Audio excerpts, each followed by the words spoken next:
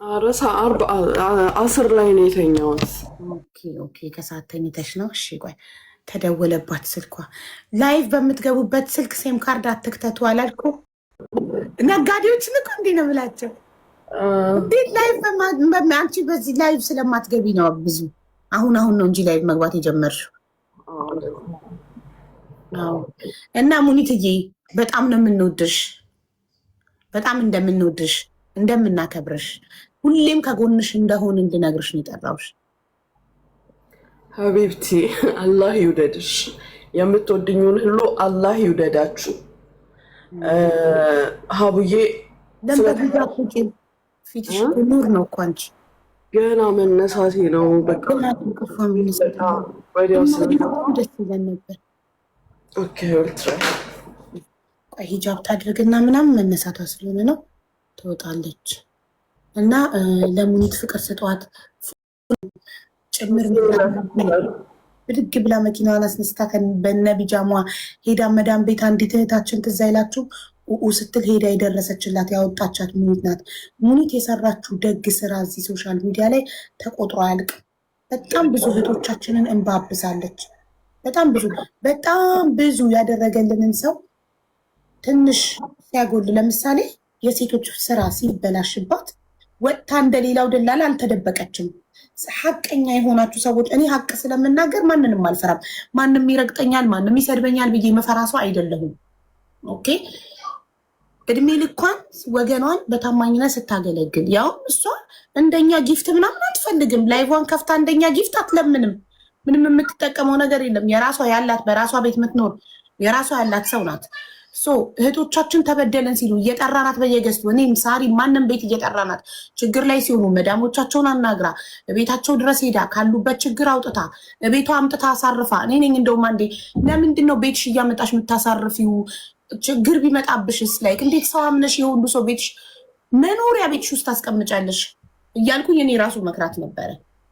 እና ለስንት ሰው ከመንገድ ላይ እንኳን ሰው ተቸግሮ ካገኘሽ ብድግ አድርጋ ቤቷ ወስዳ አብልታ ጠጥታ አስቀምጣ ቤቷ ስራ አስገብታ ኦኬ፣ እስከ ዛሬ ድረስ በተሳካ ሁኔታ ስትሰራው የቆየችው ስራ በድንገት ማንኛውም ሰው ነጋዴ ሊከስር ይችላል። ማንኛውም ሰው ስራው ሲበላሽባት እንደሌላው ደላላ አልተደበቀችም። እስኪ የትኛው ደላላ ነው ፊት ለፊት የሚወጣ ቪዲዮ አብርቶ? ደላሎች እኮ የካምፓኒያቸውን ሎጎ እንጂ ፊታቸውን እኮ ማንም አያውቀውም። የደላላን ፊት እኮ እኛ አይተነው እኮ አናውቅም። ሙኒት በግልጽ እኔ ደላላ ነኝ ብላ ፊቷን ከፍታ የመጣች ታማኝ ሰው ናት። እኔ ማንም ሰው ሲጠይቀኝ ዱባይ መሄድ እፈልጋለሁ ሲሉኝ ሁሌም ላይቭ ላይ ትሰማላችሁ። እኔ የምተማመንበት ማምናት ሙኒትን ብቻ ነው። ቢበላሽባት ወጥታ በግልጽ ስራ ተበላሸብኝ፣ ብራችሁን እመልሳለሁ፣ ጊዜ ስጡኝ ብላ በግልጽ የምትናገር ጀግና በቃ የሴት ወንድ ናት። የሴት ወንድ ልንበል የወንድ ሴት የሴት ወንድ ሴት ሆና ግን እንደ ወንድ ጠንካራ የሆነች ጀግና ሴት ናት። በጣም ብዙ ሴቶች በሷ እንባቸው ታብሷል። እንደገና ለህፃናት በጣም ታዝናለች። የቲሞች እርዳታ ላይ ምንም አትሰስትም። ብድግ አድርጋ ነው የምትሰጠው። የታመመ ሰው ስታይ ስንት ናቸው ልጥራላችሁ? እኔ ልባማ ሴት ግብፅ ያለችው ሰውነቷ ውሃ የሚቋጠረው ለብተስ ነው ምናምን ህመም ያለባት 300,000 ብር ነው የረዳቻት። ስፔሻል ኒድ ልጅ ያለው አሸናፊ እኔ ቤት ብቻ ያደረገችውን ረዳታ ራሱ ብቆጥርላችሁ ስፔሻል ኒድ ልጅ ያለው አባት አሸናፊ የብሌን አባት 200,000 ብር ነው አውጥታ የረዳችሁ ከኪሷ። ለእያንዳንዱ እርዳታ በትንሹ 50,000 ነው የምትሰጠው። ለአንድ ለታመመ ሰው እርዳታና እርጂ ተብላ ስትጠይቅ ሼር አድርገን እርጂ ስንላት አንድ ቀን ሰስታ አታውቅም። እርዳታ ትረዳለች። በጉልበቷ ሄዳ እህቶቿን ታገለግላለች። ድምፅ ትሆናለች። ፖሊስ ጣቢያ ትሄዳለች። ሆስፒታል ትሄዳለች። የማታደርገው ነገር የለም። ይህንን ሁሉ ላደረገ ሰው ውለታው እሷን፣ ቤተሰቧን፣ ልጆቿን መናገር በጣም የሚያሳፍር። ሌላው ሰው ሁለተኛ መልካም ስራ አልሰራም እንዲል ሶሻል ሚዲያን እንዲፈራ የአበሻን ኮሚኒቲ እንዲፈራ እንዲደበቅ ነው የምናደርገው። በዚህ ሰዓት ሁላችንም ከሙኒት ጎን ቆመን የሰራቻቸውን መልካም ስራዎች ልንቆጥርላት ይገባል። አንዴ ስራ ስለተበላሸባት እንጂ እስኪ ሌላ አንድ ሚስቴክ አምጡልኝ ሙኒት ላይ። ይሄም ስህተት ሊባል አይችልም። ተፈጠረ። ማንም ሰው ቢዝነስ ይበላሽበታል። ቢዝነሷ ተበላሸባት።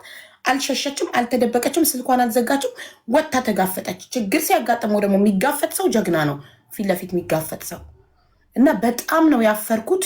ልጆቿን የምትናገሩ ሰዎች፣ ማንነቷን የምትናገሩ ሰዎች ብልግናችሁን ነው የምታሳዩት። ሙኒትን እኛ ማጣት አንፈልግም። ሁላችንም ታስፈልገናለች። በጣም ነው የምንፈልጋት። በጣም ብዙ የመዳም ቅመሞች ይፈልጓታል። ድምፃችን ናት፣ ፖሊሳችን ናት፣ ጠበቃችን ናት። ለስደተኞች እናትም እህትም ናት።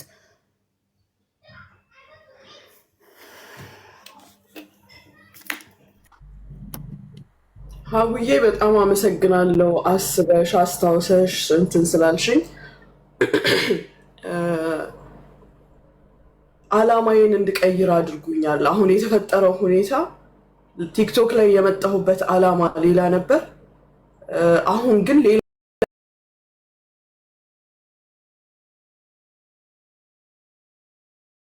ጨዋታ ካንስሌሽን ያላቸውን ለመሰብሰብ እማቀውን እውቀት ለመስጠት ነበር። አሁን ግን በውስጥም ሆነ በውጭ በግልጽም ሆነ በስውር የሚጠቁ እህቶቻችንን ወይም ሲጠቁ ለነበሩ እህቶቼ ለመበቀል ነው። አሁን ተቀይሯል እና ሁሉ ነገር ለሰበብ ነው።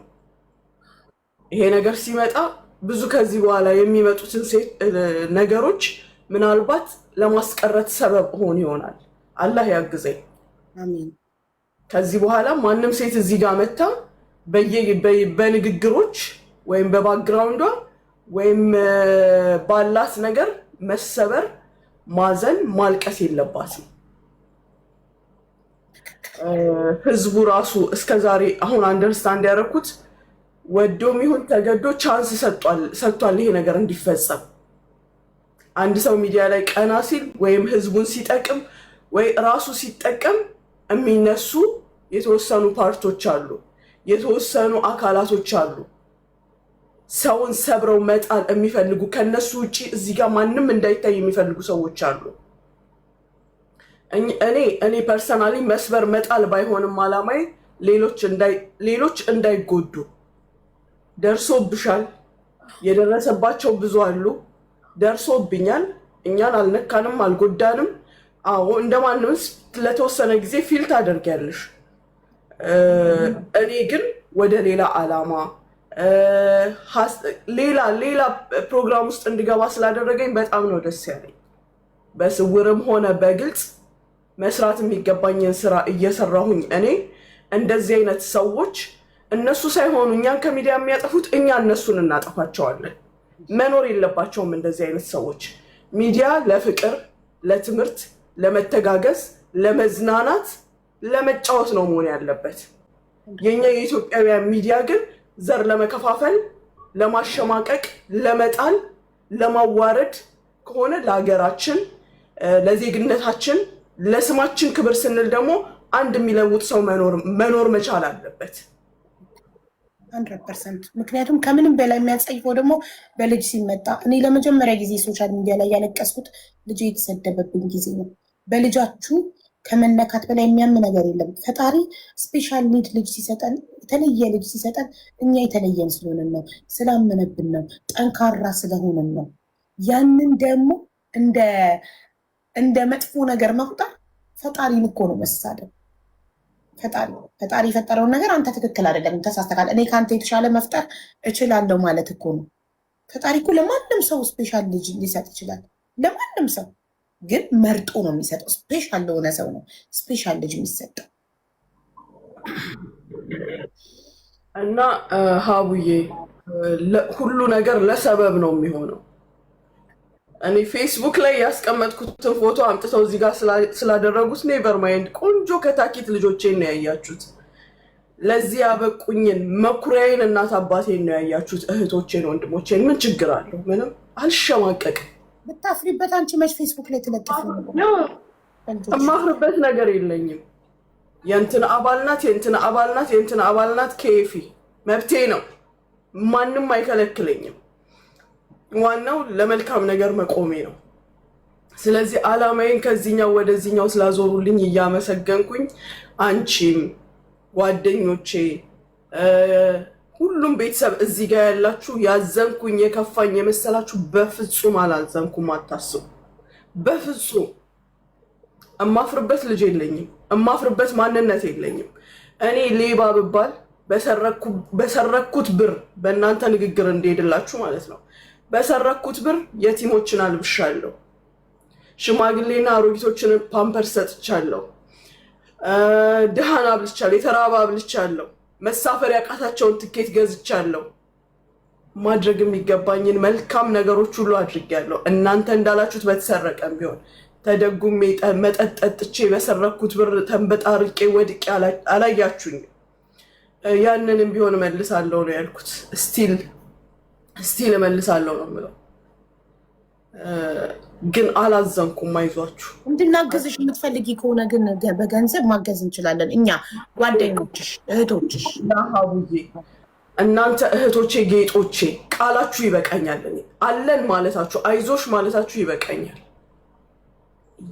አሉን ብለን ያሰብናቸው ሰዎች በስብራታችን ላይ ወይም በቁስላችን ላይ እንጨት ነው የሰደዱት፣ የቻሉትን ያህል በብዙ የጠበቅኳቸው ሰዎች። እኔ ግን የሚያቆመኝም የሚያወርደኝም የሚያነሳኝም አንድ ረቢል ዓለሚን ነው። ከቃሌ ደግሞ አላልፍም። አሁንም ቃሌን እፈጽማለሁ፣ አስተካክዬ እሰጣለሁ። ቃሌን እፈጽማለሁ። ግን እንደታሰበው አልወድቅም፣ አልሰበርም። ልጆቼ እውር እንኳን ቢሆኑ፣ ደንቆሮ ቢሆኑ፣ ዲዳ ቢሆኑ፣ እብድ ቢሆኑ ልጆቼ ናቸው፣ ጌጦቼ ናቸው፣ ጌጦቼ ናቸው። ልጆቻችን እንኮራለን እንጂ ልጆቻችሁን አላህ ይጠብቅላችሁ። ማንም አይንካባችሁ፣ ምንም አይንካባችሁ። የሚያልፍ አየር አይንካቸው። እናንተ ግን አላህ የእድሜ ልክ ሰቀቀን ይስጣችሁ። ከእንቅልፋችሁ ስትነሱ የምትሳቀቁበትን፣ ልትተኙ ስትሉ የምትሳቀቁበትን፣ እንቅልፍ ወስዷችሁ የምትሳቀቁበትን አላህ ይስጣችሁ። እኔ ወደ ስራዬ ዓለም ገብቻለሁ። ወርጄ ተዋርጄ ከዚህ በኋላ ስሰዳደብ ስነጋገር አታገኙኝም። ሀቡ እናንተንም አላሳቅቅም፣ አላሳፍርም፣ አላዋርድም። ሁላችሁም ተቆጥታችሁኛል፣ መክራችሁኛል። እንደማንም ሰው ስራዬን እሰራለሁ። ከዚህ በኋላ እንደማትመላለሽ ነው እኛ ቃል እንድትገቢልን የምንፈልገው። ለምን የአንቺ ክብር አይደለም ከማንም ባለጌ ጋር አስመካፈት የአንቺ ክብር አይደለም። አንቺ በጣም የተከበርሽ ባለትዳር የልጆች እናት፣ ምን አይነት ስነ ምግባር ያላቸው ዩኒቨርሲቲ የደረሱ ትልልቅ ልጆች ያሉሽ የተከበርሽ እናት ነሽ።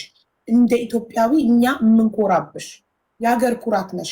ኢትዮጵያ ትኮራብሻለች እንጂ አታፍርብሽም። በጣም ብዙ ደግ ስራዎችን የሰራሽ ለስንት ስፔሻል ኒድም አዛውንትም ነው የትልልቅ ሰው ዳይፐር እንኳን ስንት ጊዜ ነው ሰዎች እያገናኘውሽ የሰጠሻቸው ዳይፐር ሲጠይቁ እየጠየቁሽ ዳይፐር እየረዳሽ፣ ልብስ እየረዳሽ፣ ገንዘብ እየረዳሽ በሁሉ ነገር በጉልበትሽ በዚህ ሁሉ ነገር ይሄ ሁሉ የሰራሽው ካይር ስራ ማለት ነው። እንደዚህ አይደለም ሊከፈልሽ የሚገባው። እና በጣም በጣም አሞኛል። እኔ ወላሂ ከልቤ ነው። እና ሙኝታ አይገባሽ። የሚገባሽን ክብር እየሰጠንሽ አይደለም። አንቺ በጣም በጣም በጣም ኩራታችን ነሽ ለኛ። ብዙ የመዳም ቅመሞችንም ባብሰሻል። ማነው ቤት ድረስ ደፍሮ የሄደ? አንቺ ብቻ ነሽ ራስሽን እያጋፈጥሽ። እኛ ብንረዳ ቤታችን ተቀምጠን በሶሻል ሚዲያ ነው ድምፅ የምንሆነው። እኔ ብዙ የመዳም ቅመሞችን ደርሼላቸዋለሁ፣ ግን በአካል ሄጄ አይደለም። ኤምባሲ ደውዬ፣ ፖሊስ ጋር ደውዬ፣ ያመጣቸው መክተብ ጋር ደውዬ ነው እንጂ በአካል ሄጄ አይደለም። አንቺ ራስሽን ሪስክ ላይ ጥለሽ ራሱ ምን ይደርስብኛል እዛ ቤት ውስጥ ስገባ ብለሽ ሳታስቢ ብድግ ብለሽ በሌሊት መኪናሽን እያስነሳሽ ቤታቸው ድረስ እየሄድሽ በአካል ደርሰሽላቸው በጣም ለብዙ ድምፅ ሆነሻል። በአካልም ተገኝተሻል። በገንዘብሽም በጉልበትሽም አገልግለሻል። አይገባሽም። ማንም ሰው አንቺን ክፉ ሊናገር አይገባም። ማንም ሰው ወዳጆቼ አታስቡ። እስከ ዛሬ ድረስ ብቻዬን ነበር ስፍጨረጨር ነው። ጉድ ናይት ሊልመቶ ነው። ጉድ ናይት የኔ ፍቅር። ሶሪ አላህ ይከልኝ፣ አላህ ያሳድግልኝ። እና አታስቡ። በተሻለ ሁኔታ ነው የምታዩኝ። ከነ ጉድለቴ ከናለኝ ነገር እንዳለው በሌላ ስራ በአዲስ ነገር ነው የምታገኙኝ። እስከዛሬ ብቻዬን ተፍጨርጭሬ ሊሆን ይችላል። አሁን ግን እንደ ኢትዮጵያዊነቴ ከሀገሬ መንግስት ጋር ከህዝቤ ጋር ከእናንተ ጋር ሆኜ ቆሻሻችንን እናጠራለን። ሳይደረግ የዘገየ ብዙ ነገሮች አሉ አንደርስታንድ ያላረግናቸው። ምክንያቱም እኛን ስላልነኩኝ፣ እኔ በግልጽ ነው የምናገር፣ እኔን ስላልነካኝ ያልተሰማኝ የብዙዎች ህመም ነበረ፣ የብዙ ሴቶች እንባ ነበረ። ያንን ደግሞ አገሪቱ ህግ አላት። በአሁን ሰዓት የእኛም ሀገር ኤምባሲ ልዩ በሆነ ሁኔታ የሚንቀሳቀስ የራሱ አካሄድ አለው። እኛም እኛንን እናጠራለን።